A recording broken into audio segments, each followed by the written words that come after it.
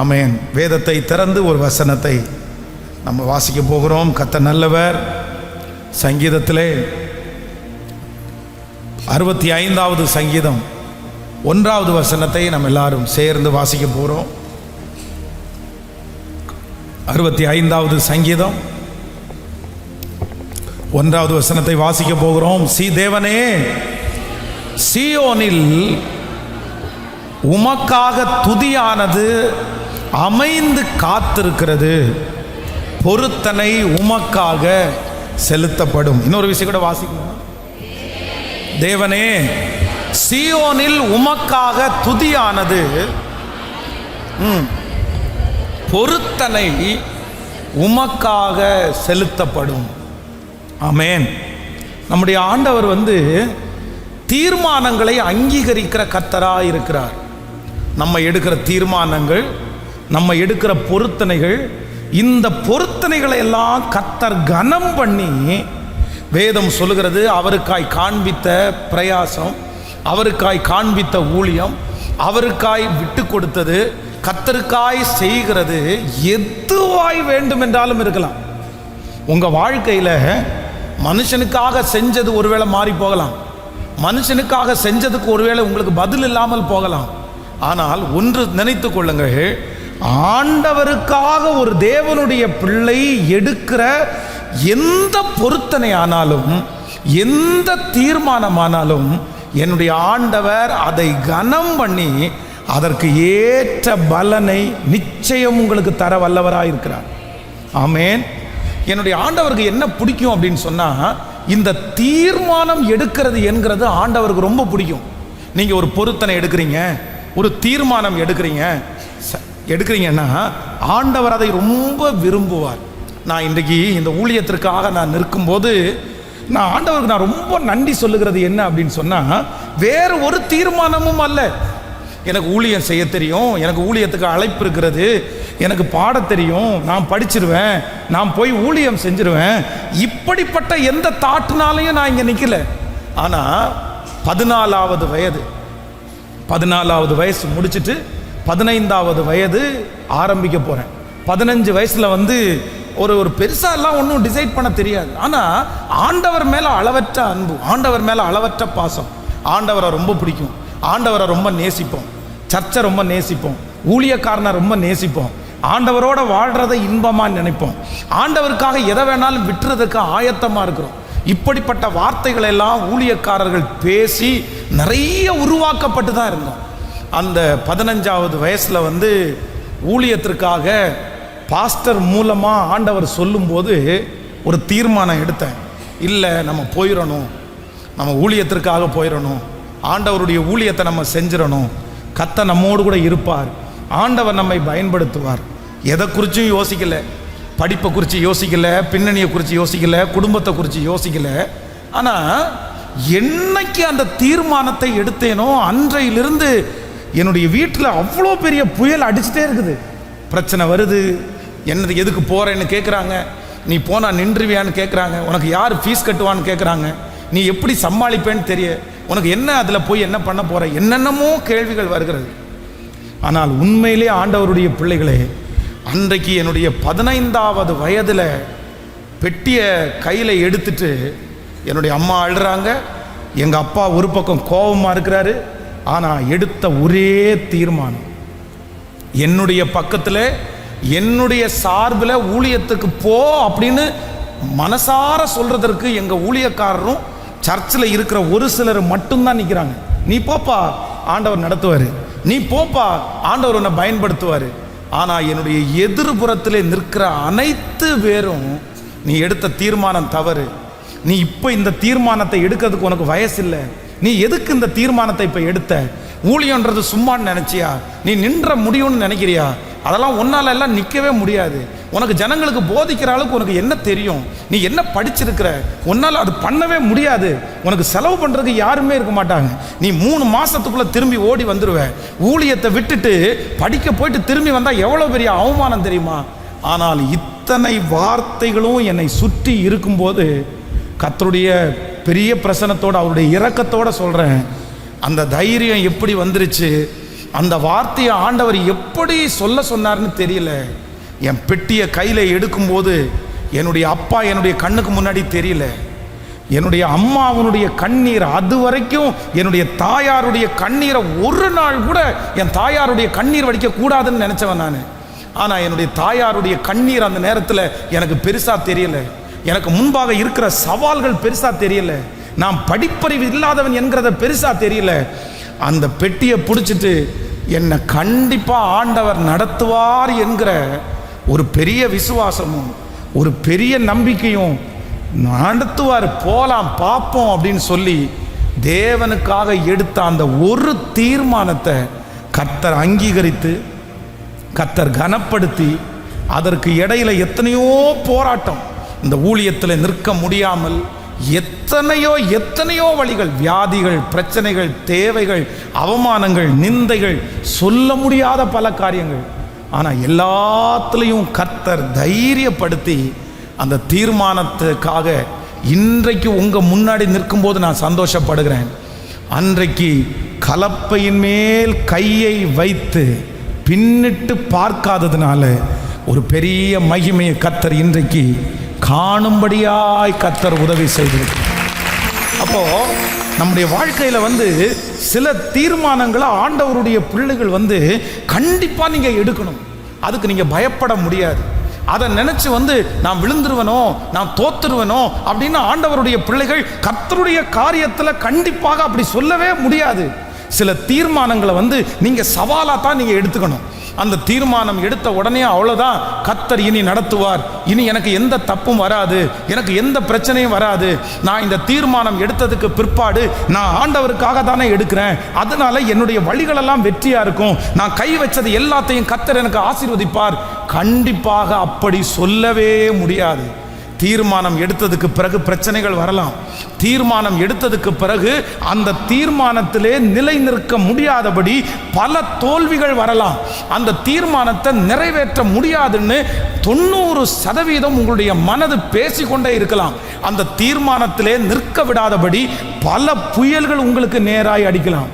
ஆனால் ஒரு தேவனுடைய பிள்ளை, நான் தீர்மானம் எடுத்தேன், நான் உடன்படிக்கை கர்த்தரிடத்தில் பண்ணி இருக்கிறேன், நான் பொருத்தனை தேவனிடத்தில் செஞ்சிருக்கிறேன், என்ன வந்தாலும் பரவாயில்ல, என்ன சாகடிச்சா கூட பரவாயில்ல, இந்த தீர்மானத்தில் நான் நிற்பேன்னு ஒரு உறுதியை மட்டும் நீங்கள் எடுத்துட்டீங்கன்னா கண்டிப்பாக நான் சொல்லுகிறேன், எத்தனை புயல் அடித்தாலும், எத்தனை பிரச்சனை வந்தாலும், எத்தனை எதிர்ப்பு வந்தாலும், நீங்கள் எடுக்கிற தீர்மானத்தை கனப்படுத்தி ஒரு நாளிலே கர்த்தர் அங்கீகரித்து உங்களை கொண்டு செய்ய வேண்டியதை செய்து முடிப்பார் என்கிறதுல எந்த சந்தேகமே இல்லை.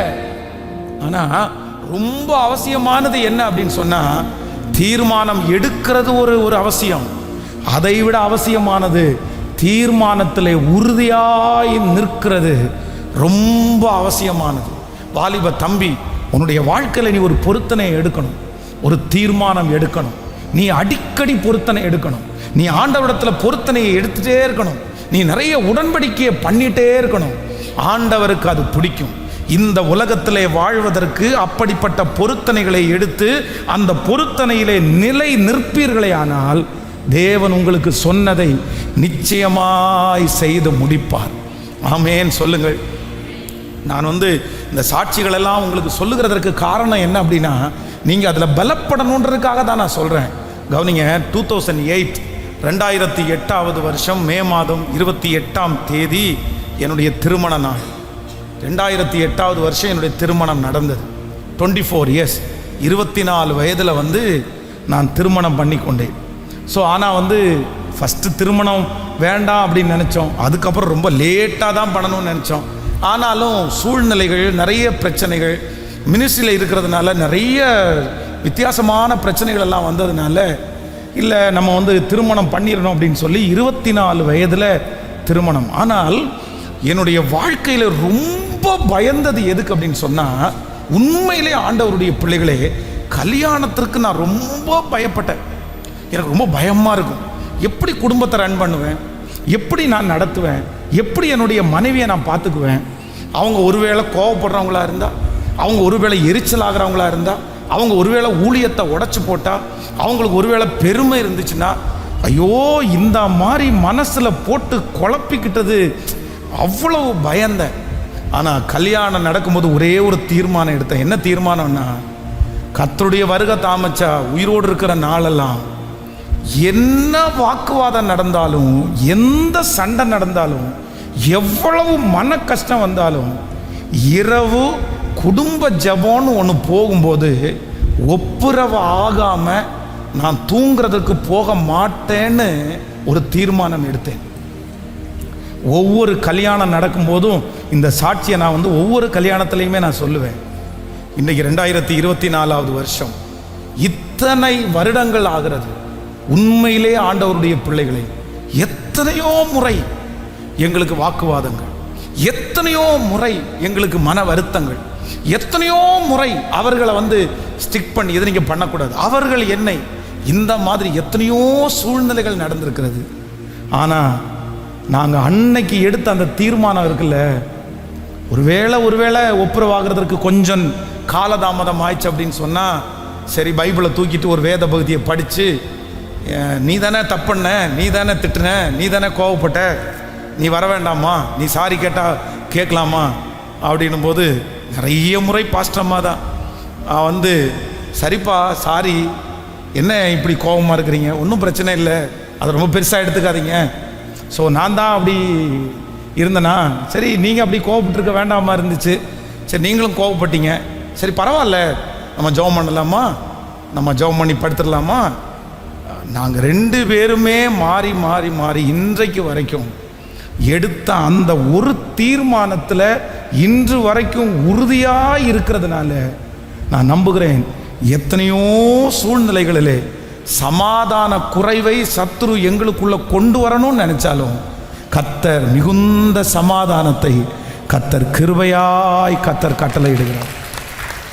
அதைத்தான் சங்கீதக்காரன் சொல்லும்போது என்ன சொல்றார் அப்படின்னு சொன்னா, பொருத்தனைகள் உமக்காக செலுத்தப்படும்.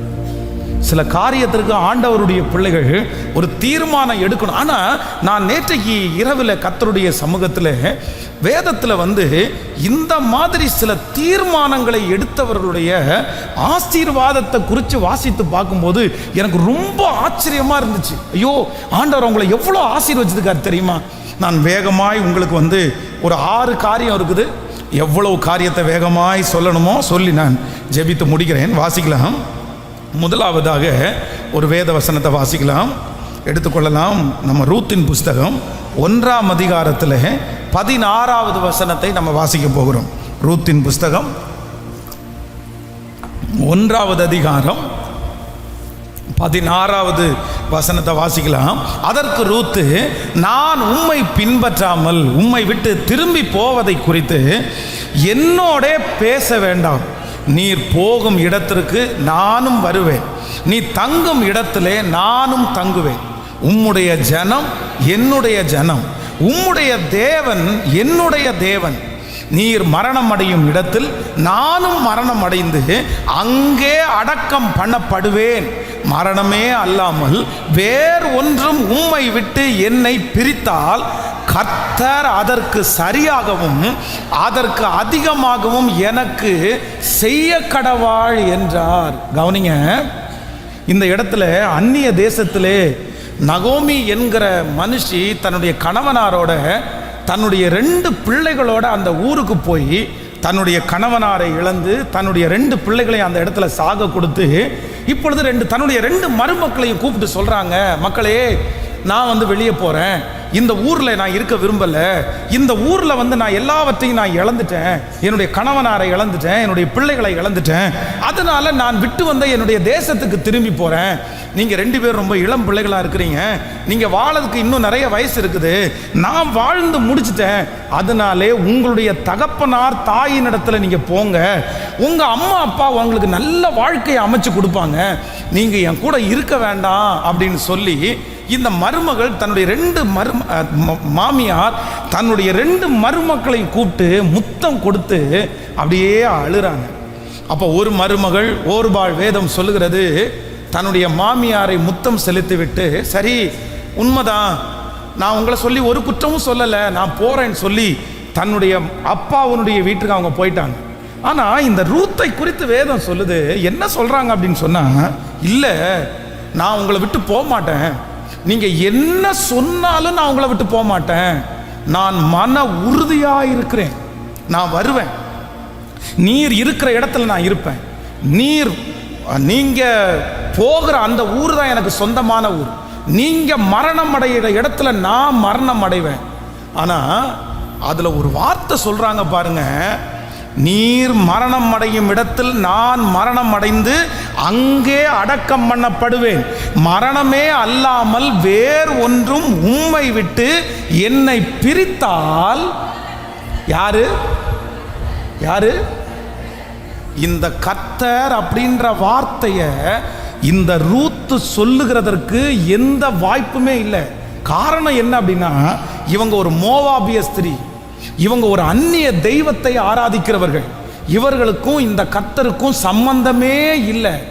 ஆனால் பெரிய பெரிய பரிசுத்தவான்கள் சொல்லுகிறது போல இந்த அம்மா என்ன சொல்றாங்க அப்படின்னு சொன்னா, நீங்க ஆராதிக்கிற தேவன் என் தேவன், நீங்க வணங்குகிற கர்த்தர் என் கர்த்தர். அப்படி ஒன்று நடந்துச்சு அப்படின்னு சொன்னா, என்னுடைய கர்த்தர் அதற்கு சரியாகவும் அதற்கு அதிகமாகவும் எனக்கு செய்ய கடவார். வேதத்தில் யாக்கோபை குறித்து வாசிக்கிறோம். யாக்கோபு தன்னுடைய பிடிச்ச மனைவி ஆகிய ராகேல் பேரில் அவர் வந்து ரொம்ப ரொம்ப பற்றுதலாக இருப்பார், அவர் ரொம்ப பிடிக்கும். ஆனால் இப்போ தன்னுடைய மாமனாருடைய வீட்டை விட்டு அவர் ஏமாத்துறாருன்னு தெரிஞ்ச உடனே தன்னுடைய 2 மனைவிகளையும் கூப்பிட்டு அவர் பிரயாணப்பட்டு வந்தார். ரொம்ப தூரத்தில் வந்துட்டார். அவருடைய மாமனாருக்கு வந்து பார்த்த உடனே ரொம்ப தன்னுடைய ஆடு மாடுகள், தன்னுடைய சொத்து, தன்னுடைய பிள்ளைகளை எல்லாம் தன்னுடைய மருமகன் எடுத்து கொண்டு போன செய்தி வந்து அவருக்கு ரொம்ப கஷ்டமாக இருந்த உடனே எப்படியாவது துரத்தி கண்டுபிடிச்சி அத்தனையும் வாங்கிட்டு வருவேன்னு சொல்லி லாபான் புறப்படும் போது ஆண்டவர் சொல்றாரு, நன்மையை தவிர வேற ஒண்ணுமே என் பிள்ளைகிட்ட தீமையை பேசாதபடி நீ எச்சரிக்கையாக இருன்னு சொல்லி வழியில ஆண்டவர் வந்து தேவனுடைய மனுஷனுக்காக கர்த்தர் வந்து மாமனாரை எச்சரிப்பாரு. நீ ஒழுங்கா போ, அவன் ஒரு தப்பும் பண்ணல, நீ எதுவுமே செய்யக்கூடாதுன்னு அனுப்புவார். சரின்னு வந்தார். தன்னுடைய மருமகனை பார்த்து சொல்றாரு, இதை பாருங்க, உன்னை அழிக்கணும்னு நினைச்சேன், உன்னுடைய எல்லாத்தையுமே நான் பிடுங்கிட்டு போய் உன்னை வெறுமையாக அனுப்பணும்னு நினைச்சேன், ஆனால் நீ ஆராதிக்கிற கர்த்தர் வந்து உன்னை ஒன்றும் செய்யக்கூடாதுன்னு சொல்லி என்னை தடுத்துட்டாரு. ஆனால் நான் உன்னை ஒன்றும் பண்ண விரும்பல, ஆனால் நீ ஒன்று மட்டும் எனக்கு செய்யணும். நீ வந்துட்ட, நீ ஆடு மாடுகளெல்லாம் எடுத்துட்டு வந்துட்ட, என்னுடைய விக்கிரகத்தை, என்னுடைய சொரூபத்தை, என்னுடைய கடவுள்களை நீ எதுக்கு எடுத்துட்டு வந்த? உனக்கு அது சாமியா இல்லாமல் இருக்கலாம்ப்பா, ஆனால் எனக்கு அது சாமி. உனக்கு அதனால வந்து ஒரு ஐதீகத்தையும் நீங்க பார்க்காம இருக்கலாம், ஆனால் நான் அந்த ஐதீகம் எல்லாம் பார்க்குறேன். அந்த சாமி இருந்தாதான் எனக்கு ஆசீர்வாதம், அந்த சாமி இருந்தாதான் எனக்கு பணம், அந்த சாமியின் மூலமாக தான் நான் ஆசீர்வதிக்கப்பட்டிருக்கேன்னு நான் நம்புறேன். நீ எதுக்கு எடுத்துட்டு வந்த? என்ன உனக்கு தேவை? ஆனால் இந்த தேவனுடைய மனுஷன் என்ன சொல்றான் அப்படின்னா, இதை பாருங்க, நான் ஆண்டவருக்காக பக்தி வைராக்கியமாக வாழ்றவன், நான் ஆண்டவருடைய பிள்ளை, நான் ஆண்டவருக்காக நிற்கிறவன், நான் என் மூதாதையருடைய தேவனை ஆராதிச்சிட்டு இருக்கிறேன். இந்த கூட்டத்திலே இருக்கிற யாராவது ஒருத்தர் உங்களுடைய சொரூபத்தை எடுத்துட்டு வந்திருக்கிறத கண்டுபிடிச்சா அவனை நானே கொன்றுறேன், நீங்க தேடுங்க. உடனே லாபான் வந்து அவர்கள் குடியிருக்கிற, அவர்கள் போட்டிருக்கிற ஒவ்வொரு கூடாரத்திலையும் போய் அவனுடைய விக்கிரகத்தை தேடிட்டே இருக்கிறான். எங்க போனாலும் அவனுடைய விக்கிரகத்தை அவனால கண்டுபிடிக்கவே முடியல. ஒரு கூடாரத்துக்குள்ள போறான். யாக்கோபனுடைய நேசித்த மனைவி தன்னுடைய சின்ன புள்ள, 2வது புள்ள உட்கார்ந்துருக்கிறார். அவங்க வந்து உட்கார்ந்துருக்கும் போது தன்னுடைய தகப்பனார் முந்திக்கிறதுக்கு முன்னாடியே அந்த புள்ள முந்திக்குது. என்ன சொல்லுது அப்படின்னு சொன்னா, அப்பா உங்களுக்கு முன்னாடி நான் வந்து எந்திரிக்காததை குறித்து நீ வருத்தப்படாதீங்க, நான் வந்து ஸ்திரீகளுக்குள்ள வழிபாடு எனக்கு இப்போ இருக்குது, அதனால என்னை எந்திரிச்சு என்னால் நிற்க முடியல அப்படின்னு சொல்லி அந்த 31ஆம் அதிகாரம் 35வது வசனத்தில் வாசிக்கும் போது, அவள் தன் தகப்பனை நோக்கி, என் தகப்பனாகிய ஆண்டவராகிய உமக்கு முன்பாக நான் எழுந்திருக்காததை குறித்து கோபம் கொள்ள வேண்டாம், ஸ்திரீகளுக்குள்ளே வழிபாடு எனக்கு உண்டாயிருக்கிறது என்றால், அப்படியே அவன் அந்த சுரூபங்களை தேடியும் கண்டுபிடிக்கவில்லை.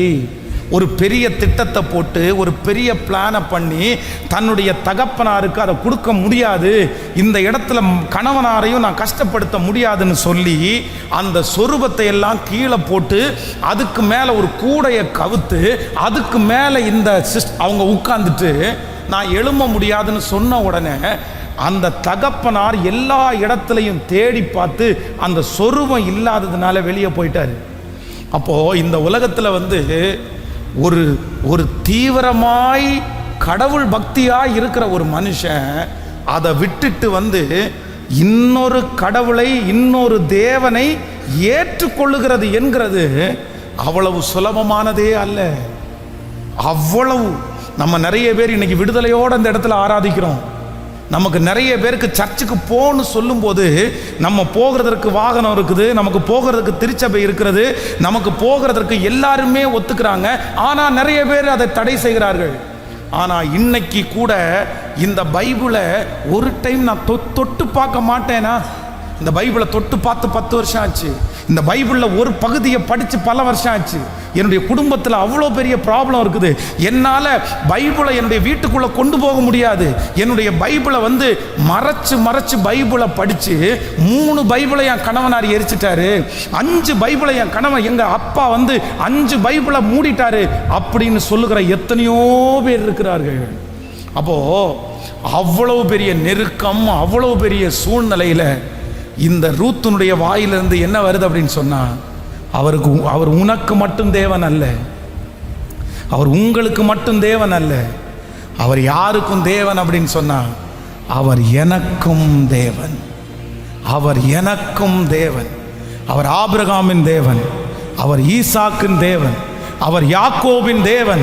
அவர் ஆபிரகாமுக்கு மட்டும் தேவன் அல்ல, அவர் ஈசாக்குக்கு மட்டும் தேவன் அல்ல, அவர் யாக்கோபுக்கு மட்டும் தேவன் அல்ல, உயிரோடு இருந்து இன்றைக்கு கர்த்தரை ஆராதிக்கிற எனக்கும் அவர் தேவனாய் இருக்கிறார். என்னுடைய அப்பாவுக்கு மட்டும் அவர் தேவன் அல்ல, என்னுடைய அம்மாவுக்கு மட்டும் அவர் தேவன் அல்ல, அவர் எனக்கும் தேவன், எனக்கும் தேவன். எனக்கும் அவர் ஆண்டவர்னு சொன்ன அந்த ஒரே ஒரு தீர்மானத்தை ஆண்டவர் கனப்படுத்தி அந்த ரூத்தை பிச்சைக்காரியா போன அந்த மகளை அந்த பட்டணத்திற்கு கர்த்தர் அதிகாரியாய் மாற்றினார். இந்த சத்தத்தை கேட்கிற ஆண்டவருடைய பிள்ளைகளை, நீங்க எடுக்க வேண்டிய முதல் தீர்மானம் என்ன அப்படின்னு சொன்னா, அவர் எனக்கு தேவன், எனக்கு தேவன், எனக்கு தேவன். ஒவ்வொரு வாலிப பிள்ளைகளுக்கும், ஒவ்வொரு சின்ன பிள்ளைகளுக்கும் ஒரு நல்ல உணர்வுள்ள இருதயம் வேணும். நீங்கள் ஏசப்பாவை பார்த்து நீங்கள் 3வது ஒருத்தராக நினச்சிடக்கூடாது. ஏசப்பாவை பார்த்து நீ இன்னொரு ஆளாக நினைக்கக்கூடாது. நீங்கள் உள்ளான மனசில் என்னைக்கு ஆண்டவராகிய இயேசு கிறிஸ்துவை எங்கள் அப்பாவுக்காக வர்றேன், எங்கள் அம்மாவுக்காக வர்றேன், என் பாட்டிக்காக வர்றேன், என் சித்திக்காக வர்றேன், என் மனைவிக்காக வர்றேன், என் கணவனுக்காக வர்றேன்றதை விட்டுட்டு, இல்லை நான் வர்றது வேற யாருக்காகவும் வரல, என்னுடைய தேவனாகிய கர்த்தர் என்னை நேசிக்கிறார், என் தேவனாகிய கர்த்தர் எனக்காக மரித்திருக்கிறார், என் தேவனாகிய கர்த்தர் எனக்காக யாவையும் செய்து முடிப்பார், அவர் என் தகப்பனாருக்கும் தாயாருக்கும் மட்டும் அல்ல, அவர் எனக்கும் தேவன். நல்ல கைகளை தட்டி சொல்லுங்க, சத்தத்தை உயர்த்தி, அவர் எனக்கும் தேவன். சொல்லுங்க, ஆண்டவரே நீர் எனக்கும் தேவன், நீர் எனக்கு தேவன், நீர் எனக்கு தேவன், நீர் எனக்கு தேவன். ஹல்லேலூயா. கைகளை அசைத்து ஒரு ஹல்லேலூயா சொல்லலாம். ஒரு ரட்சிக்கப்படாத குடும்பத்தில் ஆண்டவரை தேடுவது என்கிறது அவ்வளவு கடினமான ஒன்று, அவ்வளவு கடினமான ஒன்று. ஐயோ, மறைஞ்சிருந்து நம்முடைய ஆன்லைனில் இந்த லைவ் போடுறோம் பாருங்களேன், இந்த ஃபாஸ்டிங் ப்ரேயர் அட்டன் பண்ண எத்தனையோ பேர். ஒரு அம்மா சொல்கிறாங்க, பாஸ்டர் உங்களுடைய செய்தியை முழுமையாக கேட்டு முடிக்கிறதுக்கு எனக்கு கரெக்டாக ஒரு வாரம் ஆயிடுது. வெள்ளிக்கிழமை ஃபாஸ்டிங் ப்ரேயர் இன்னைக்கு முடிஞ்சிருச்சுன்னா அடுத்த வெள்ளிக்கிழமை தான் எனக்கு அந்த செய்தியை கேட்டு முடிக்க முடியும்.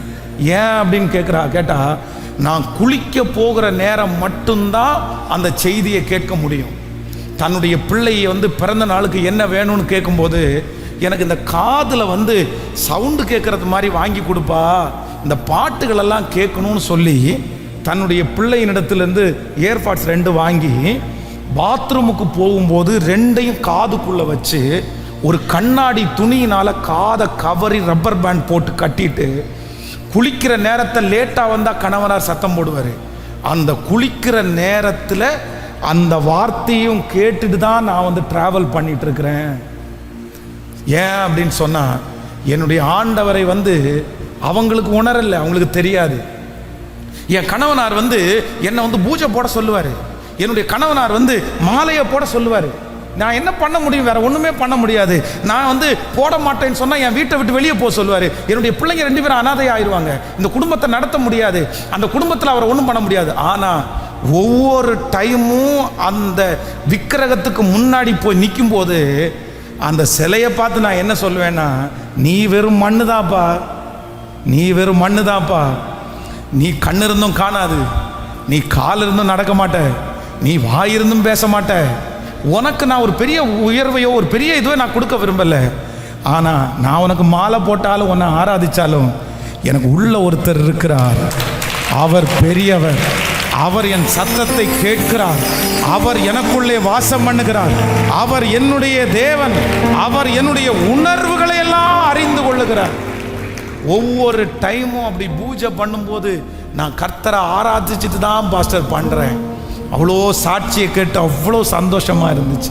இன்றைக்கு இந்த கூட்டத்தில் இருக்கிற வாலிப தம்பி தங்கச்சி, எப்போ உனக்கு ஆண்டவர் உனக்கு நல்லவராக இருப்பார், எப்பொழுது ஆண்டவர் ஒன்றில் பிரியப்படுவார்னா நீ என்ன சொல்லணும் அப்படின்னு சொன்னா, ஆண்டவரே நீர் என் நீர் என் நீர் என் தேவன், நீர் என் தேவன், நீர் என் தேவன், நீர் என் தேவன்.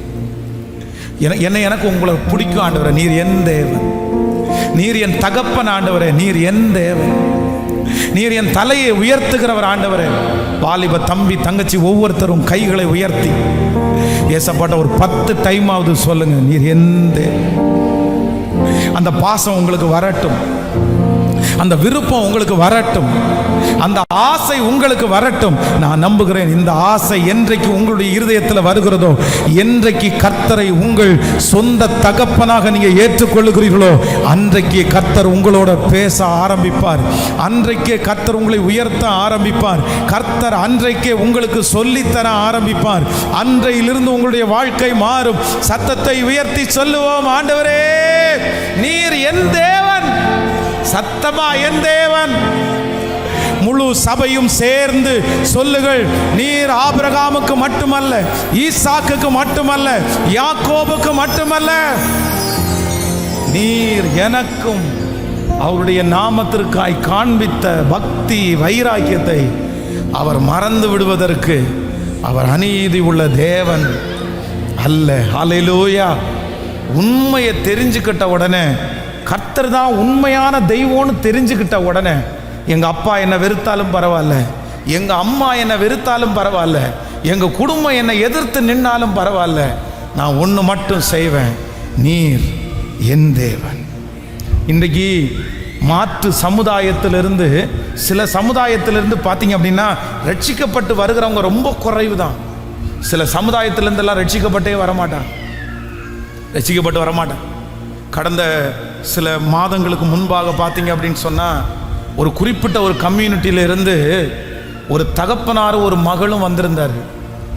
அந்த தகப்பனார் எங்கிட்ட கெஞ்சுறாரு, ஃபாதர் உங்களுடைய வீடியோ தான் நிறைய டைம் இப்போ பார்த்துட்டே இருக்கா, அவருடைய கணவனார் வீட்டை விட்டு அனுப்பிட்டாரு, 2 பச்சை குழந்தைங்க, ஒரு பிள்ளை 4th படிக்குது, ஒரு பிள்ளை 5th படிக்குது, அம்மா அம்மா அம்மான்னு அந்த பிள்ளைங்க தூங்க மாட்டேங்குது.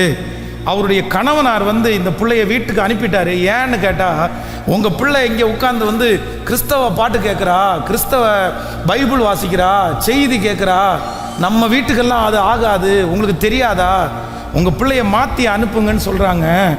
அந்த பிள்ளைய வந்து பூ போட்டு பார்க்குறதுக்கு கூப்பிடுறாரு. அவருடைய கணவனார் வந்து இந்த தகப்பன் வந்து பிள்ளைய கூட்டிகிட்டு போங்க, அவள் மனம் திருப்பிட்டா, மாறிட்டா, அவள் இனியெல்லாம் பைபிள் படிக்க மாட்டா, இனி பாட்டு பாட மாட்டேன்னு சொன்ன உடனே அந்த கணவனார், நீங்கள் இப்படி வாய் வழியாக சொன்னாலாம் நான் ஏற்றுக்க மாட்டேன், உங்கள் பொண்ணை வர சொல்லுங்கள், நான் வந்து ஒரு கோயிலுக்கு கூட்டு போய் பூ போட்டு பார்ப்பேன், அந்த பூ போட்டு பார்க்கும்போது இவ வந்து உண்மையிலேயே வந்து இயேசுநாதரை ஏற்றுக்க மாட்டாளான்ற எனக்கு தெரிஞ்சிடும், இந்த பிள்ளைக்கு கொஞ்சம் சொல்லி கொடுங்க, பூ போட்டு பார்க்கணுன்னு சொன்னால் வரமாட்டீங்களா, நீங்கள் கொஞ்சம் சொல்லி அனுப்புங்க அப்படின்னு.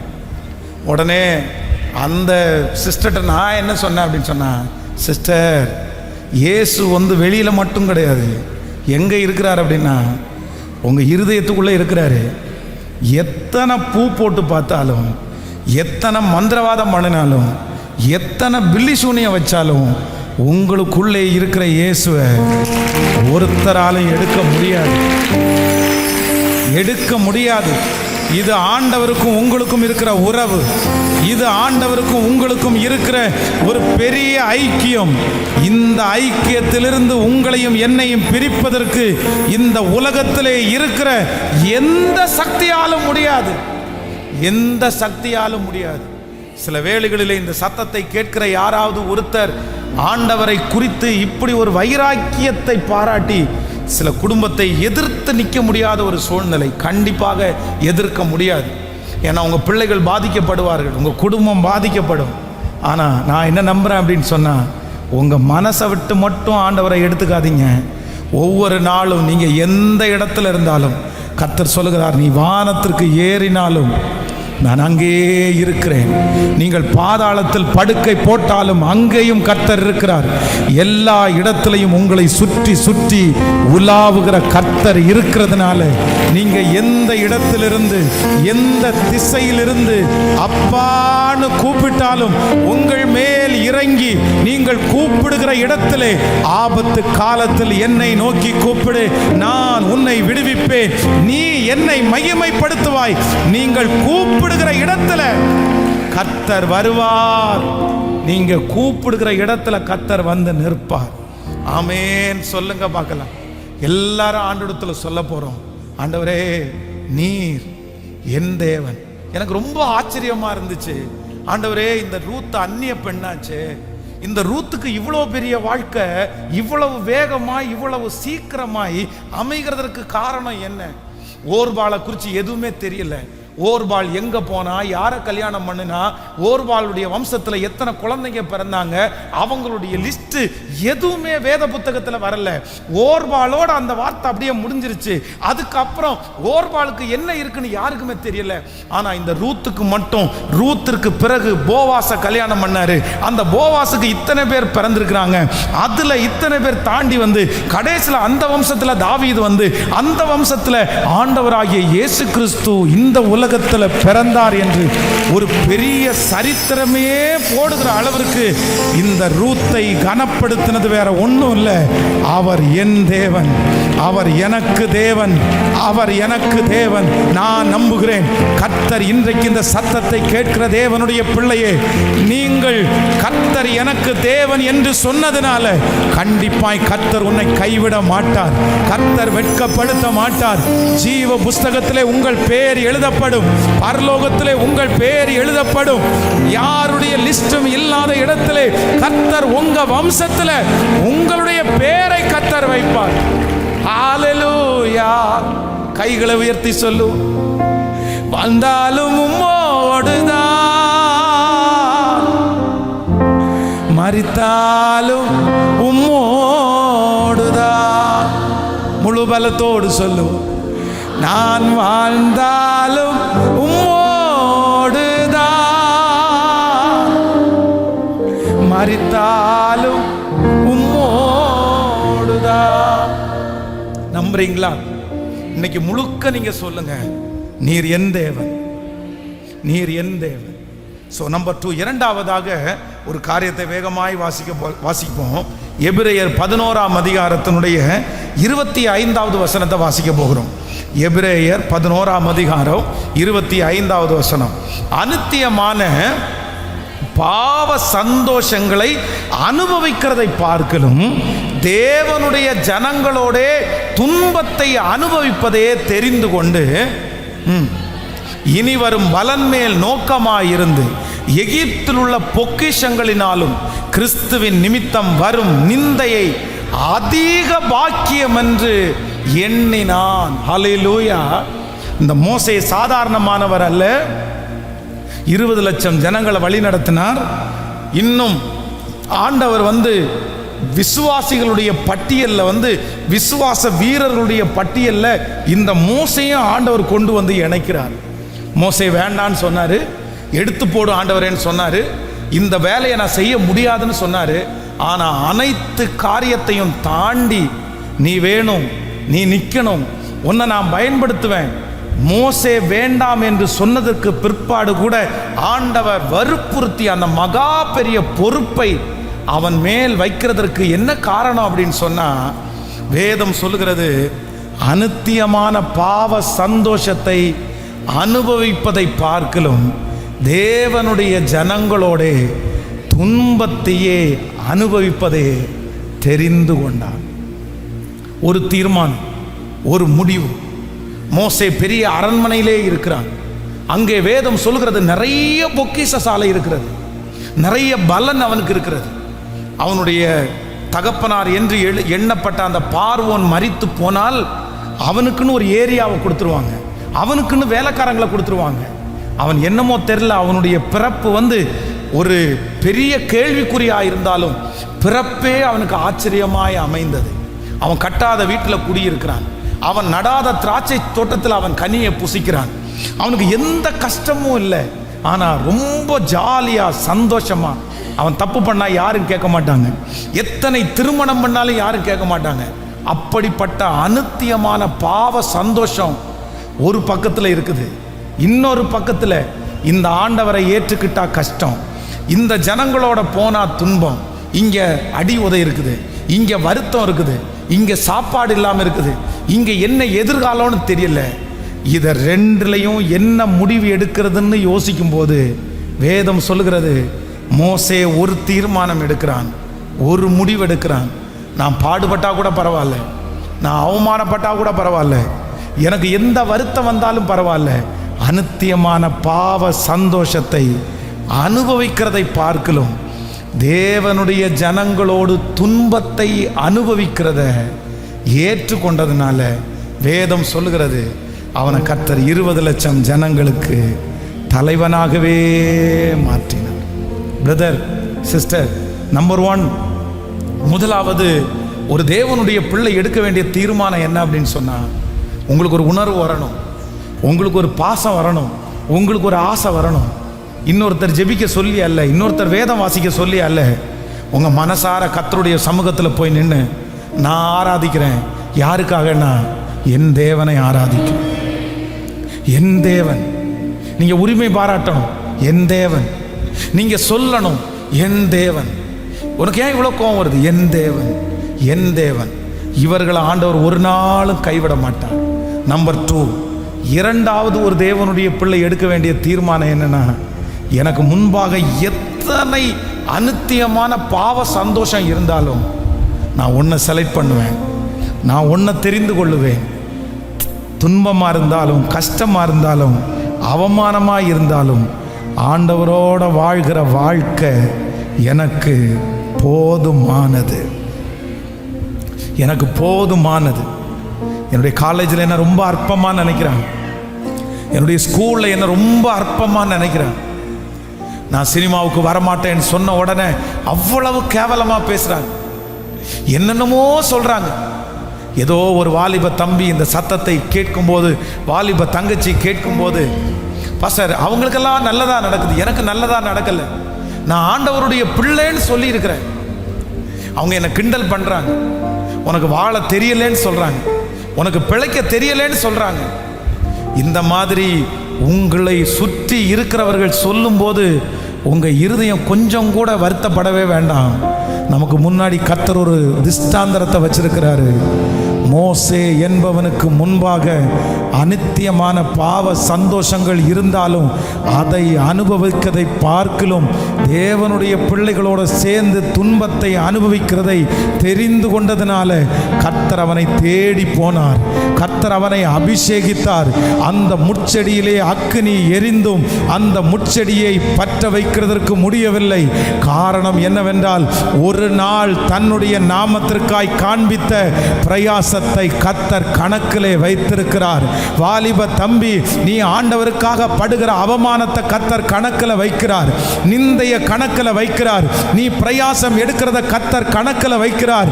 அந்த காரியத்தை செய்யாதபடி என் கர்த்தருக்காக விட்டு கொடுத்ததனுடைய பலனை ஒருவேளை இன்னைக்கு நீங்கள் அனுபவிக்காவிட்டாலும் கர்த்தர் ஏற்ற காலத்தில் உங்க சொந்தங்களுக்கு முன்பாக, உங்க நண்பர்களுக்கு முன்பாக, உங்களை சுற்றி இருக்கிறதுக்கு முன்பாக கர்த்தர் உங்களை அலங்கரிப்பதை நீங்கள் பார்ப்பீர்கள். கர்த்தர் உங்களை கைகளை நன்றாய் தட்டி, முழு பலத்தோடு கரங்களை தட்டி, எஸ் எஸ் ஆமென். அவர் மறைந்திருக்கிற தேவன் அல்ல. அவர் நம்முடைய பிரயாசத்திற்கு பதில் கொடுக்கிற கர்த்தர். இயேசுவே, அப்படிப்பட்ட ஒரு தீர்மானத்தை எடுப்பதற்கு கர்த்தர் எங்களுக்கு கிருபையாய் இறங்குவாராக. ஆமென். சொல்லுங்க பார்க்கலாம். எத்தனை பேர் இந்த தீர்மானத்தை எடுப்பீங்க? எத்தனை பேர் தீர்மானத்தை எடுப்பீங்க? அதுவா இதுவா, இதை எடுக்கவா அதை எடுக்கவா அப்படின்னு உங்களை சுற்றி இருக்கிற அத்தனை பேரும் உங்களை தள்ளும் போது நீங்கள் என்ன எடுக்கணும் அப்படின்னு சொன்னாங்க. கூட காலேஜில் படிக்கிற 30 ஸ்டூடெண்ட்டில் 29 ஸ்டூடெண்ட்டு சினிமாவுக்கு போகிறாங்க. 29 ஸ்டூடெண்ட் சினிமாவுக்கு வெளியே போட்டாங்க. இப்போது 29 ஸ்டூடெண்டோட சேர்ந்து சினிமாவுக்கு போகிறது ஈஸியா, இல்லை நான் வரமாட்டேன்னு சொல்லிட்டு காலேஜுக்குள்ளே தனியாக உட்கார்றது ஈஸியா? நான் சொல்கிறேன் கஷ்டம். எது கஷ்டம்னா, தனியாக அத்தனை ஸ்டூடெண்ட் வெளியே போகும்போது தனியாக காலேஜில் உட்காரும்போது உங்களுக்கு வருத்தமாக இருக்கும். ஆனால் நான் நம்புகிறேன், அந்த 29 பேரோடையும் ட்ராவல் பண்ணுகிறது சத்துரு. ஆனால் நீங்கள் இருக்கிற இடத்துல உங்களோட, உங்கள் தனிமையில் உங்களோட இருக்கிறவர் கர்த்தர். உங்களை பழக்கி வைக்கிறவர் கர்த்தர். அவர்களுக்கும் உங்களுக்கும் ஒரு வித்தியாசத்தை கண்டிப்பாக கட்டளை இடுவார். இந்த பலிபீடத்திலிருந்து நான் தீர்க்க தரிசனமாக சொல்கிறேன். அப்படி அநித்தியமான பாவ சந்தோஷத்தை அனுபவிக்கிறத பார்க்கலும் கஷ்டப்பட்டா கூட கர்த்தர் எனக்கு போதும்னு நினைக்கிற நீங்கள் நிச்சயமாக ஆசீர்வதிக்கப்படுவீங்க. நீங்கள் உயர்த்துவீங்க. அவர்கள் உங்களை பார்த்து ஆச்சரியப்படுகிற ஒரு நாளை நிச்சயம் கர்த்தர் தருவார். இன்னைக்கு ஒருவேளை சூழ்நிலை ரொம்ப வித்தியாசமாக இருக்கலாம். கேள்வி மேலே கேள்வி எழும்பலாம். பாஸ்டர், நான் அப்படிதானே இருந்தேன், நான் அப்படிதானே இருந்தேன். நான் எல்லாரும் தப்பு பண்ணுவாங்க, நான் தப்பு பண்ண மாட்டேன். எல்லாரும் இப்படி கர்த்தரை வருத்தப்படுத்துவாங்க, நான் வருத்தப்படுத்த மாட்டேன்.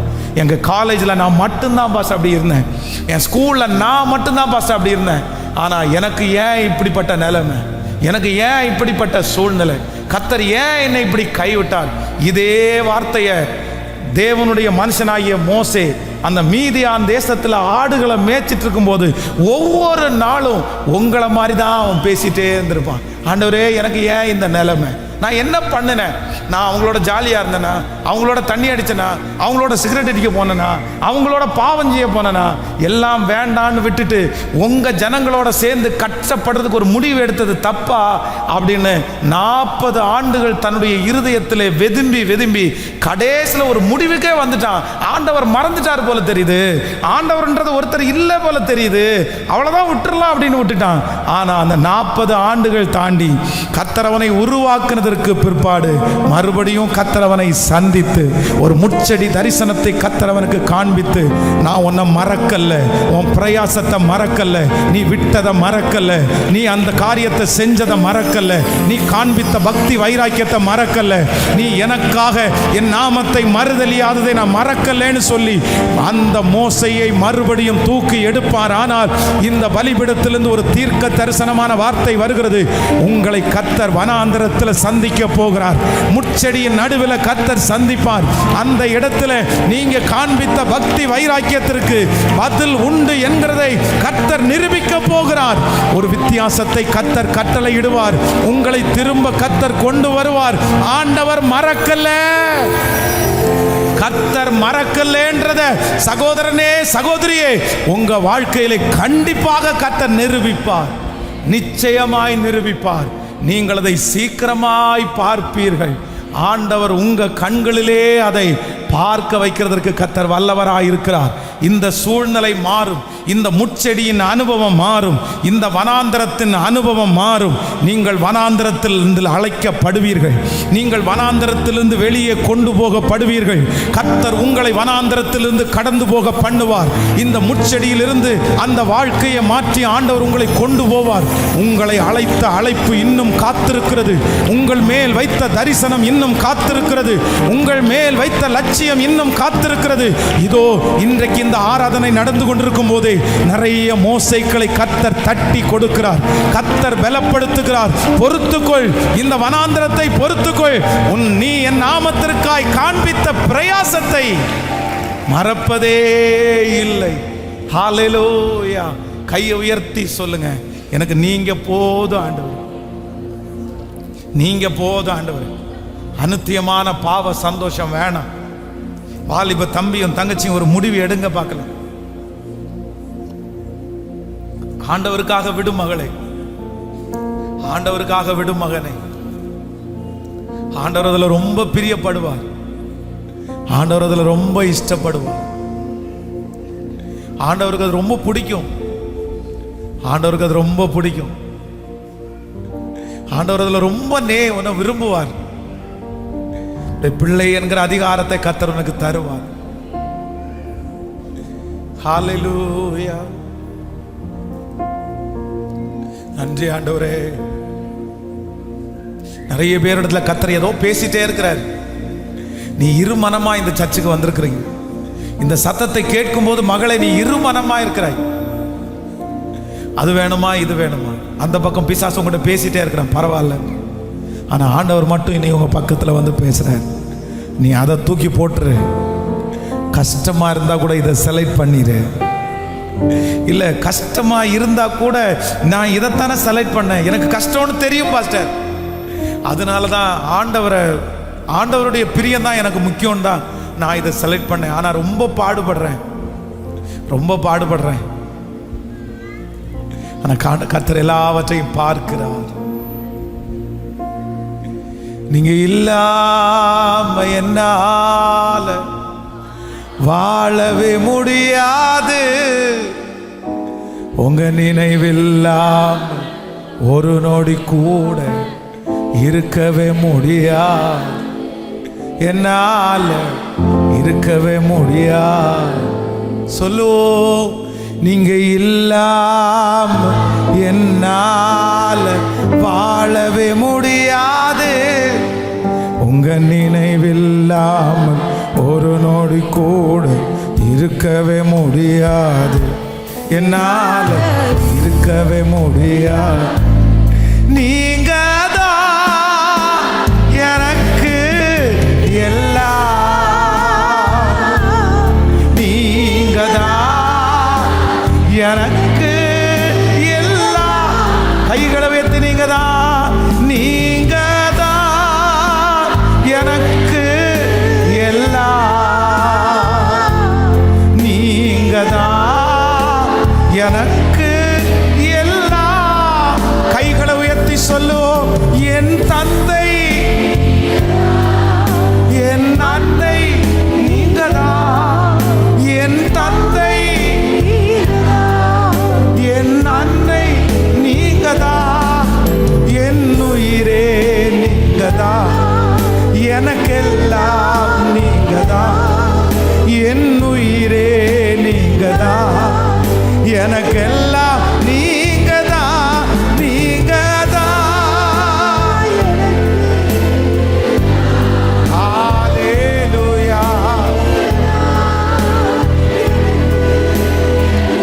சத்தமா சொல்லு, இயேசுதான்.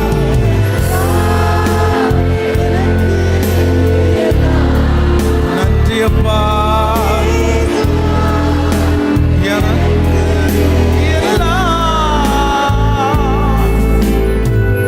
ஹல்லேலூயா, ஹல்லேலூயா. கர்த்தருடைய பிள்ளைகளே, ஸ்பெஷலாக வாலிப தம்பிகளுக்கும் தங்கச்சிகளுக்கும் நான் சொல்கிறேன், நீங்கள் ரொம்ப கவனமாக இருங்க. நீங்கள் எடுக்கிற தீர்மானத்தில், நீங்கள் எடுக்கிற பொருத்தனைகளை ஆண்டவர் ரொம்ப அழகாக அங்கீகரிக்கிறார். பலன் இல்லாமல் போகவே போகாது. அதுவும் வேதம் சொல்லுது, உன் இளம் வயதின் பக்தியையும் நீ வாழ்க்கைப்பட்ட போது உனக்கு இருந்த நேசத்தையும் நான் அறிந்திருக்கிறேன். ரொம்ப வேகமான நேரம் வாலிப வயசு. எதையும் செய்கிறதற்கு ஆசைப்படுற வயசு வாலிப வயசு.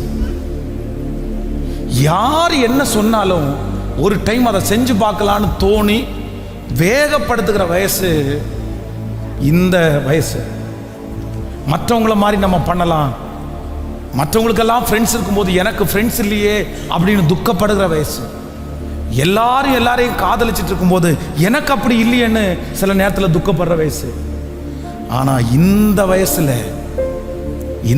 வயசுல நீங்கள் கர்த்தருக்காக பொருத்தனை எடுத்து ஆண்டவரோட நடந்து அவமானத்தை கூட பெருசாக எண்ணாம நீங்கள் கர்த்தரோட நடந்துட்டீங்கன்னா நிச்சயமா சொல்றேன், ஆண்டவர் உங்க எதிர்காலத்தை ஆசீர்வதிக்காம போகவே மாட்டார்.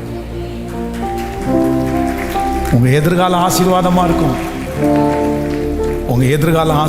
இருக்கும். நான் ஒரு கிராமத்தில் வாழ்ந்தவன். உங்க நிறைய பேருக்கு கிராமத்தினுடைய செட்டப் தெரியும்னு நினைக்கிறேன். இந்த கிராமத்தில் எல்லாருமே சொந்தக்காரங்களா இருப்பாங்க. அண்ணன், மச்சான், மாமா, ஃப்ரெண்ட்ஸு. அப்படியே கிராமத்து வாழ்க்கையெல்லாம் பார்த்தீங்க அப்படின்னா ரொம்ப ஜாலியாக, பயங்கர சந்தோஷமாக. சாயந்தரமான ஸ்கூல் விட்டு போய் அங்கே நம்ம நிறைய பேர் டிவி எல்லாம் பார்க்கல, மொபைல் எல்லாம் பார்க்கல. ஆனால் நிறைய பேர் நிறைய கபடி விளையாடணும், நிறைய நீச்சல் விளையாடணும், அந்த மாதிரி நிறைய விளையாட்டு, ரொம்ப ஜாலி. 15 வயதில் வீட்டை விட்டு கிளம்புறேன். எனக்கு ஒன்றும் தெரில. நான் என்னமோ பெரிய ஜாலியாக சந்தோஷமாக காலேஜ் அப்படின்னு நினச்ச உடனே அப்படியே குதிக்கிறேன். காலேஜ் நம்ம காலேஜ் படிக்க போகிறோம். யார்கிட்ட கேட்டாலுமே நான் காலேஜுக்கு போகிறேங்க அப்படின்னு. இங்கே வந்ததுக்கு பிறகுதான் தெரியுது, நரகத்தை மாதிரி இருக்கு. யார்கிட்டையுமே பேச முடியல, யார்கிட்டையுமே மிங்கிள் ஆக முடியல. பழைய சந்தோஷம் போச்சு, பழைய ஜாலி போச்சு. தப்பா சூஸ் பண்ணிட்டோமோ, தப்பா எடுத்துட்டோமோ, என்னென்னமோ. ஆனாலும் அந்த அவ்வளவு சிரமத்தை பைபிள் காலேஜ் அவங்களுக்கு வருகிற ஸ்பான்சர் ரொம்ப குறைவு. எங்கள் பைபிள் காலேஜ் நாங்கள் கட்டுகிற ஃபீஸும் ரொம்ப குறைவு. 300 rupees தான். ஒரு ஆளுக்கு பார்த்தீங்க அப்படின்னா ஒரு மாதத்தினுடைய ஃபீஸ் 300 ரூபா தான் வாங்குவாங்க, 300 rupees. ஆனால் 300 rupees எங்களுடைய வாட்டருக்கு கூட பத்தாது. நாங்கள் யூஸ் பண்ணுற தண்ணிக்கு கூட அது பத்தாது. அவங்களுக்கு ஒரு சின்ன தொகை ஸ்பான்சர் பண்ணுவாங்க. அதை வச்சு தான் ஸ்டூடெண்ட் 40 பேர் அவங்க போஷிப்பாங்க. இட்லி கொடுப்பாங்க. அந்த இட்லியை உண்மையிலே தூக்கி வீசிட்டீங்கன்னா காயத்தோடு தான் போவீங்க நீங்கள். அவ்வளவு கட்டியாக இருக்கும். அந்த இட்லிக்கு சட்னின்னு ஒன்று கொடுப்பாங்கல்ல, அது பொட்டுக்கடையிலே, நல்ல பொட்டுக்கடையிலேயே மிக்சியில் அடித்து தேங்காய்ன்ற வாசத்தை மட்டும்தான் காமிச்சிருப்பாங்க. தேங்காய் அந்த ஏதோ கொடுத்துருக்காங்க, அவ்வளோதான். நல்ல கடுகு ஊற்றி தாளித்து கொண்டு போய் வச்சுட்டு ஒரு ஆளுக்கு 1.5 கரண்டி. இந்த 3 இட்லியும் அதில் நனையணும்னா 3 லிட்டர் தண்ணி வேணும். அப்போ தான் இந்த இட்லி கொஞ்சமாவது என்ன ஆகும்னா, ஓரளவாவது இந்த இட்லி ஒரு வாயில் வைக்கிற அளவுக்கு கொஞ்சம் பசுமையாக போகும். அவ்வளவு கடினமான இட்லி. நீங்கள் நம்ப மாட்டீங்க, 1.5 கரண்டி சட்னியை ஊற்றிடுறாங்கல்ல, அந்த தண்ணி மாதிரி, அதுவே தண்ணியாக தான் இருக்கும். எல்லாருடைய பக்கத்துலேயும் தண்ணி ஜெக்கு ஒன்று வச்சுருப்பாங்க. அப்படியே ஊற்றுவோம் இட்லி மேலே. அந்த தண்ணியே இட்லியில் அப்படியே மிதக்கும். அதுக்கப்புறம் ஒரு பிசைஞ்சிட்டோன்னா அவ்வளோதான். ஆனால் எங்கள் வீட்டில் அவ்வளோ கஷ்டமாக இருந்தாலுமே சில நேரத்தில் கறி சாப்பிட்லான்னு ஆசை இருக்கும். ஆனால் கன்னியாகுமரி மாவட்டத்தில் எல்லா வீட்லேயும் 3 நேரம் மீன் இருக்கும். மீன் வெரைட்டியாக செய்வாங்க. அதான் இஸ்ரவேல் ஜனங்களை சில டைம் நினைப்போம், நாங்கள் இங்கே உட்காந்து கொம்மட்டி காய்களை நினைக்கிறோம், வெங்காயத்தை நினைக்கிறோம், வெள்ளரிக்காவை நினைக்கிறோன்னு உண்மையே சொன்னாங்க அவங்க. பைபிள் காலேஜில் இருக்கும்போது உண்மையாக மீன் குழம்பு நினச்சவங்க நான். அப்படி எல்லா சூழ்நிலைகள், அவ்வளவு அவமானங்கள், அதுக்கு இடையில நோய். கோயம்புத்தூரில் என்ற ஆனோ இல்லையோ அன்னைக்கு அவ்வளோ சளி, அவ்வளோ பிடிக்கும், அப்படியே அப்படியே தும்மலாக வரும். அப்படியே அந்த பைபிள் காலேஜ் படித்து முடிக்காததுக்கு என்னென்ன போராட்டமோ எல்லாமே வந்துருச்சு. ஆனாலும் ஒன்றே ஒன்று மட்டும்தான் மனசில் ஓடிட்டு இருந்துச்சு. அங்கே போனால் ஜாலி தான், அங்கே போனால் சந்தோஷம்தான், அங்கே போனால் ஃப்ரெண்ட்ஸு தான். ஆனால் அது எல்லாத்தையும் விட்டுட்டு கர்த்தருக்காக பாடுபடுறது ரொம்ப பாக்கியம். ஆண்டவருக்காக நிந்தையை அனுபவிக்கிறதுக்கு ரொம்ப பாக்கியம். ஆண்டவரே, இது கண்டிப்பாக நீங்கள் கூட இருக்கிறதுனால நான் சகிச்சிருவேன்னு அன்னைக்கு தாங்கி சகிச்சு ஒப்பு கொடுத்ததுனால இன்னைக்கு நான் நினைக்கிறேன், சார் எவ்வளோ மகிமையான கர்த்தர், எவ்வளோ மகிமையானது. பிரதர், உங்களை கைவிட்டுருவாரா? பிரதர், உங்களை கைவிட்டுருவாரா? சிஸ்டர், வேணான்னு சொல்லு மகளே, வரமாட்டேன்னு சொல்லு, பரவாயில்ல. அதன் நிமித்தமாய் வருகிற அவமானம் உனக்கு பாக்கியம். ஆனால் அம்மா அப்பாட்ட வந்து நீ சண்டை மட்டும் போட்டுறத, இயேசு ரொம்ப துக்கப்படுவார், அப்பா ரொம்ப துக்கப்படுவார். நீ வந்து உங்கள் ஃப்ரெண்ட்ஸ் எல்லாம் போகிறாங்க, நீங்கள் என்னமோ பெரிய ஆர்டிஸ்ட் மாதிரி இருக்கிறீங்க, இப்படி என்ன பண்ணிட்டு இருக்கிறீங்க, நீ சண்டை போட்டுறாத, ஏசப்பா ரொம்ப துக்கப்படுவார். அவங்கெல்லாம் என்ன தப்பாக நினைக்கிறாங்க, நீ சண்டை மட்டும் போட்டுறாத, ஆண்டவர் ரொம்ப துக்கப்படுவார்.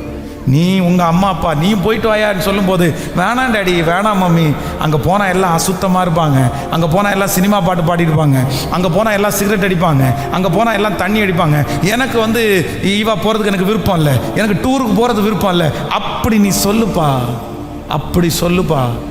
அதுதான் ஏசப்பா பிள்ளை, அதுதான் அநித்தியமான பாவ சந்தோஷத்தை பார்க்கலும். சொல்லுங்க சத்தம் ஆமேன்னு சொல்லுங்க. எல்லாரும் அப்படியே எழுப்பி நிற்கலாமா? ஸோ ஒரு வசனத்தை மட்டும் எழுதிக்கிங்க, வசனத்தை மட்டும் நோட் பண்ணிக்கங்க. தானியேல் 3ஆம் அதிகாரம் 11வது வசனம், 17வது வசனம், 18வது வசனம். எங்கள் தேவனாகிய கர்த்தர், தானியேல் 3ஆம் அதிகாரம் 15, விடுவிக்காமற் போனாலும் நாங்கள் உம்முடைய தேவர்களுக்கு ஆராதனை செய்வதும் இல்லை, நீர் நிறுத்தின பொற்சிலையை பணிந்து கொள்வதும் இல்லை. இவங்க எடுத்த ஒரு தீர்மானம், எங்களுக்கு உயிரே போனாலும் நாங்கள் இந்த சிலையை வணங்க மாட்டோம். எடுத்த ஒரு தீர்மானம். கர்த்தர் அப்படி எழுப்பி நில்லுங்க. கர்த்தர் அப்படியே எரிகிற அக்கினி சூளையிலிருந்து கர்த்தரவங்களை காப்பாற்றினார். ஆமேன், ஆமேன். இந்த அக்கினி சூளைக்கு எங்களை தப்புவித்தாலும் தப்புவியாமற் போனாலும், ஹலோ நல்லா கவனிச்சுங்க, ஆண்டவருடைய பிள்ளைகள் ஆண்டவருக்காக எடுக்கிற பொருத்தனை வந்து இதை செஞ்சா ஆண்டவர் இதை செய்வார்னு எடுக்கிற பொருத்தனை கிடையாது. அதுக்கு பேர் பொருத்தனை கிடையாது. ஹலோ, நான் சொல்றது கேளுங்க. நம்ம எடுக்கிற பொருத்தனை, நான் இதை செய்வேன், கர்த்தர் இதை செய்யணும் அப்படின்னு எடுக்கிற பொருத்தனை கிடையாது. இந்த இடத்துல இவங்க எடுக்கிற பொருத்தனை என்ன தெரியுமா? அவர் எங்களுக்கு செஞ்சாலும், அவர் எங்களுக்கு செஞ்சாலும். தம்பி தங்கச்சி, நீங்க வந்து ஒவ்வொரு காரியத்தையும் ஆண்டவருக்காக விட்டு கொடுக்கும்போது, இது எனக்கு நடக்கும், இது எனக்கு செய்வார் அப்படின்னு நீங்க விட்டு கொடுக்காதீங்க. எனக்கு செஞ்சாலும் சரி, செய்யலைனாலும் சரி, நான் ஏசப்பாவை ரொம்ப நேசிக்கிறேன், நான் ஏசப்பாவை ரொம்ப பிடிக்கும் எனக்கு, நான் என் தேவனுக்காக செய்வேன். கர்த்தர் இந்த தீர்மானத்தை கர்த்தர் அங்கீகரித்தார்.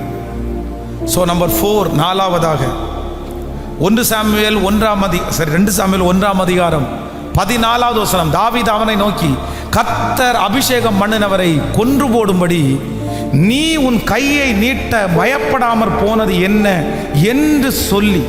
அப்படின்னா சவுல் தன்னை துரத்திட்டே வந்தான். சவுலுக்கு வந்து தாவீதை கொல்லணும் அப்படின்ற ஒரு எண்ணத்தோட துரத்திட்டு வரான். ஆனால் தாவீது ஒரே ஒரு தீர்மானத்தை மட்டும்தான் எடுத்தான்.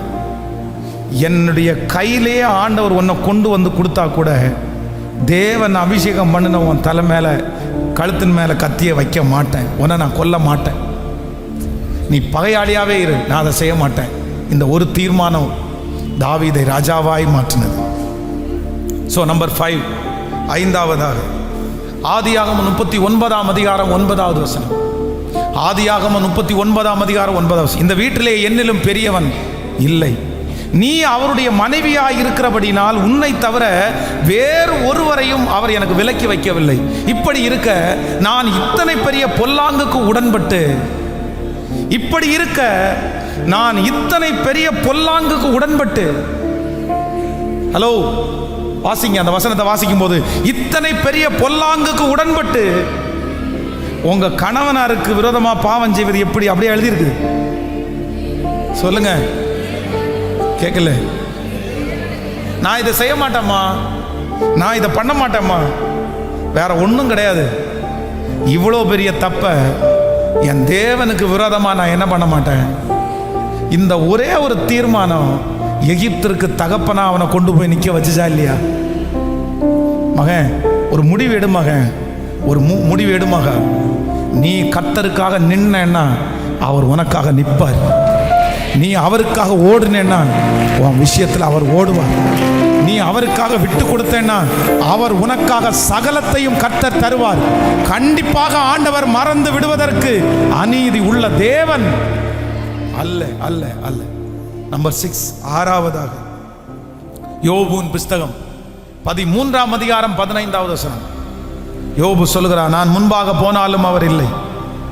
14வது வசனத்திலிருந்து வாசிக்கலாம். யோபு 13:14. நான் என் பற்களினால் என் சதையை பிடுங்கி என் பிராணனை என் கையிலே வைப்பேனே. அவர் என்னை கொன்று போட்டாலும் அவர் மேல் நம்பிக்கையாயிருப்பேன். ஆனாலும் என் வழிகளை அவருக்கு முன்பாக ரூபகரணம் பண்ணுவேன். அவரே என் ரட்சிப்பு. மாயக்காரனே அவர் சன்னதியில் சேரான். ஆமென். என்ன தீர்மானம்? என்ன தீர்மானம்? என்ன? எனக்கு வியாதி வந்துச்சுன்னு சொல்லி எல்லாரும் என்ன திட்டுறீங்களா? உனக்கு எப்படி பிள்ளை செத்து போச்சுன்னு சொல்லி என்ன அவமானப்படுத்துறீங்களா? நீ ஒரே நாளில் இவ்வளோ பெரிய கோடீஸ்வரனா இருந்தாலும் ஒரே நாளில் பிச்சைக்காரன் ஆகிட்டேன்னு சொல்லி என்ன கேவலமாக பேசுறீங்களா? என்னுடைய வேலைக்காரனுக்கு நான் கூப்பிட்டா சத்தம் வந்து கேட்காம போகுதா? என் மனைவிக்கு என் மூச்சு காத்து விகற்பமாக தெரியுதா? இது எல்லாவற்றிலையும் நீங்கள் என்ன நினைக்கிறீங்கன்னா, நான் ஆண்டவரை தூசிப்பேன், நான் ஆண்டவரை மறுதளிப்பேன், நான் ஆண்டவரை விட்டு கொடுப்பேன்னு நினைப்பீங்க. ஆனால் யோபு என்ன சொல்கிறான்? இல்லை, இது இல்லைப்பா, என்னை கொன்னே போட்டாலும் நான் இன்னைக்கு ஒரு தீர்மானம் எடுக்கிறேன். அவர் மேலே வச்சிருக்கிற நம்பிக்கையை மட்டும் நான் எடுக்க மாட்டேன்ற அந்த ஒரு வார்த்தை வந்த உடனே என் ஏசப்பாவுடைய இருதயத்தை அப்படியே குளிர பண்ணி அவர் உடனே சொல்லிட்டாரு, டே நான் உன்னை ஆசீர்வதிப்பேன். உன்னுடைய குமாரத்திகள் சித்திரம் தீர்த்தவர்களைப் போல இருப்பார்கள்.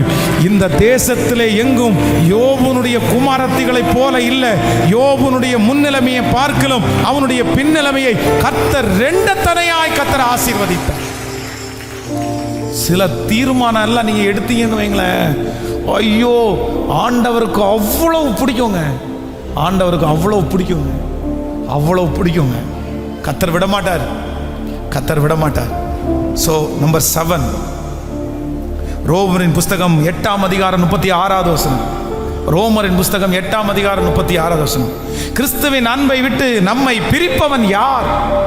உபத்திரவமோ, வியாகுலமோ, துன்பமோ, பசியோ, நிர்வாணமோ, நாசமோசமோ, பட்டயமோ, இவை எல்லாவற்றிலையும் நாம் நம்மில் அன்பு கூறுகிறவராலே முற்றிலும் ஜெயம் கொள்ளுகிறவராயிருக்கிறோம்.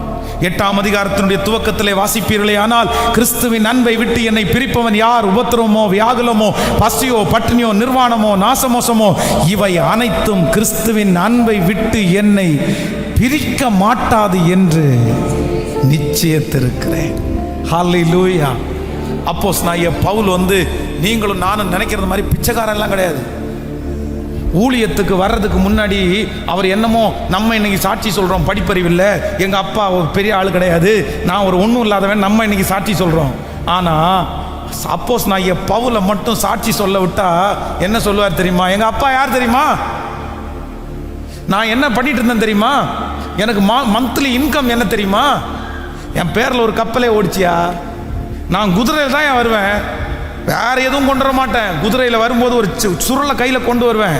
என் பின்னாடி 10 பாடி காட்டை கொடுப்பாங்க. அடிச்சிடறானா அடிச்சிருவான், கொன்றுறானா கொன்றுவான். மிகப்பெரிய பெரிய ஊழியக்காரன்னு ஸ்தேவானை எல்லாரும் பேசிக்கிட்டாங்க. ஆனால் அவன் சாவுக்கு முன்னாடி அவனுடைய ட்ரெஸ்ஸை கழட்டி எங்கே தான் வச்சாங்க? சாட்சிக்காரனா என்ன தான் நிறுத்தினாங்க. நான் தான் அதுக்கு லீடர், நான் தான் கொடுத்தேன், போடா அடிங்கடா, கல்லை தூக்கி வீசுங்கடா. அவ்வளோ பெரிய பவர்ஃபுல் மேன். யார் அப்படின்னா அப்போஸ்தலனாகிய பவுல். ஆனால் ஊழியத்துக்கு வந்ததுக்கு பிறகு ஒரு இடத்துல என்ன சொல்கிறார் அப்படின்னு சொன்னால், சில நேரத்தில் துடைத்து போடுகிற அழுக்க போல எங்களை எப்படியாமோ தொடச்சி போடுற அழுக்கு மாதிரி, வேஸ்ட் மாதிரி தூக்கி போட்டாங்களாமோ. ஆனால் கூட மனசுலேருந்து என்ன வருது அப்படின்னா, நான் ஒரு தீர்மானம் எடுத்திருக்கிறேன், நான் ஒரு நிச்சயம் எடுத்திருக்கிறேன், கிறிஸ்துவின் அன்பை விட்டு என்னை பிரிப்பவன். ஆமென். கடைசி லாஸ். ஆதியாகமம் 22ஆம் அதிகாரம் 8வது 7வது வசனம். ஆதியாகமம் 22ஆம் அதிகாரம் 7வது 8வது வசனம். அப்பொழுது ஈசாக்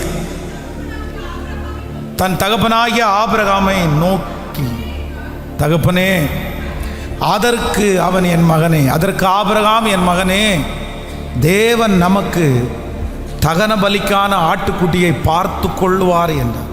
அப்புறம் இருவரும் கூடி போய், ஆமென் சொல்லுங்க.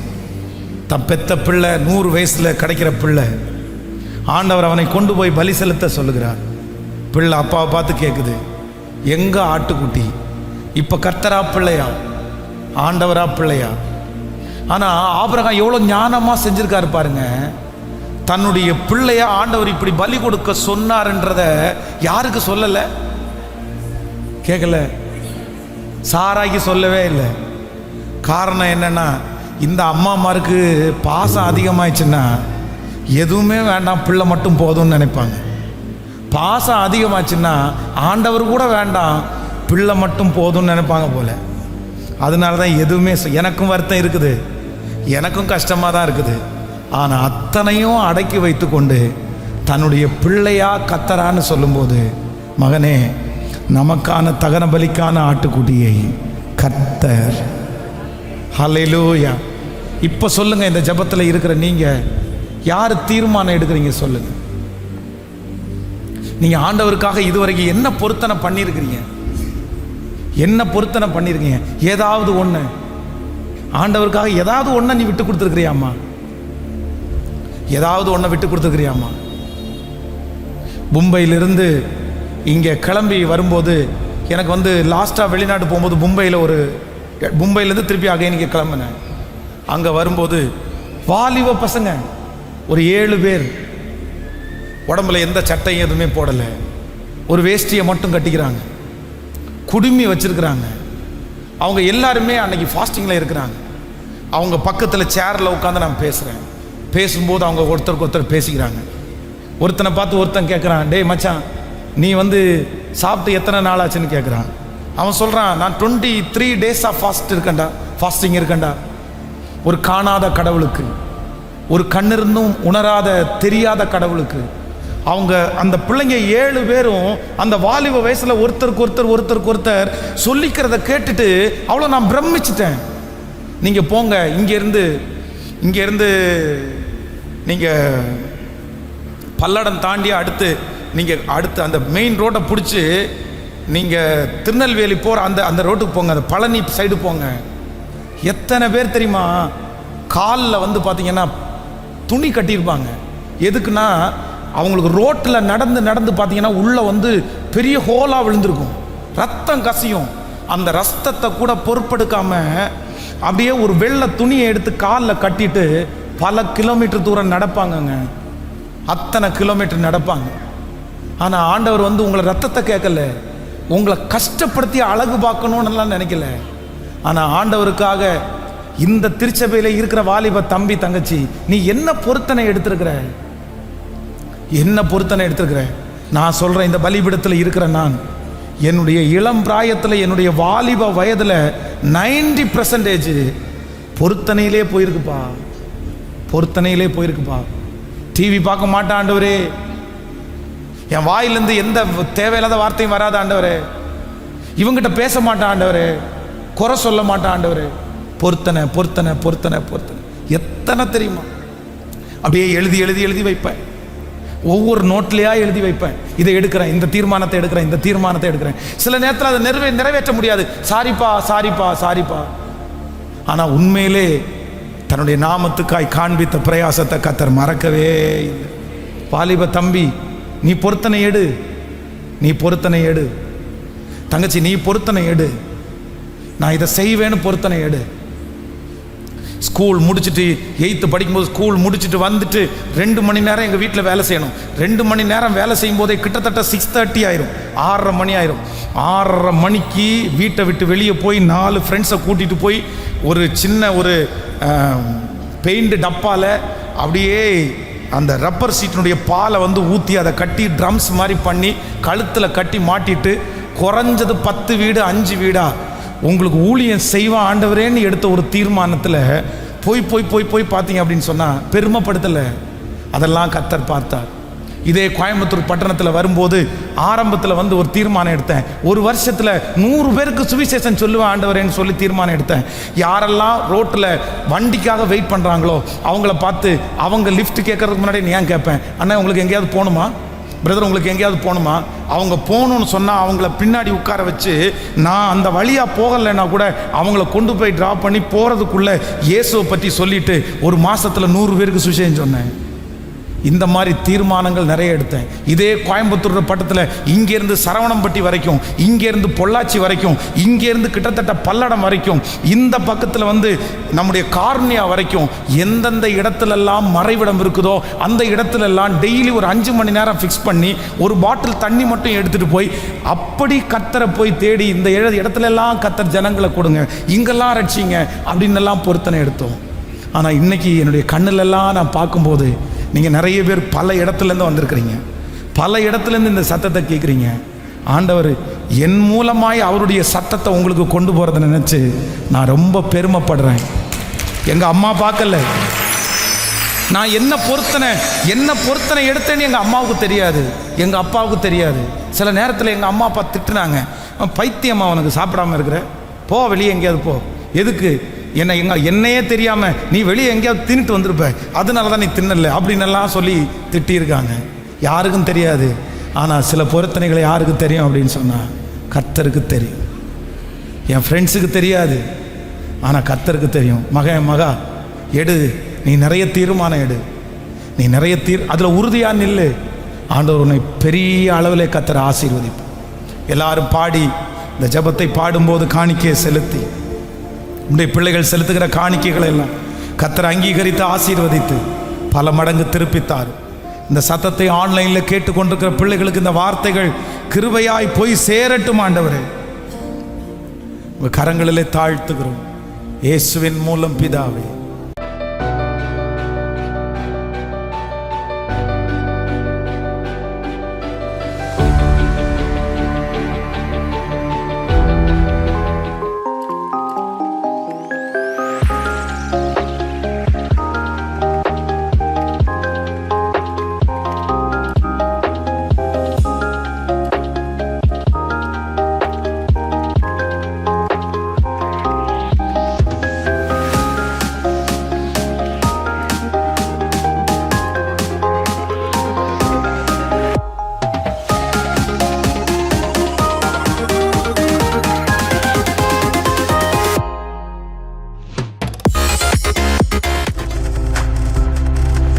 நீங்கள் பார்த்து கொண்டிருப்பது உங்கள் ஜாய் டிவி. உங்கள் துக்கம் சந்தோஷமாய் மாறும்.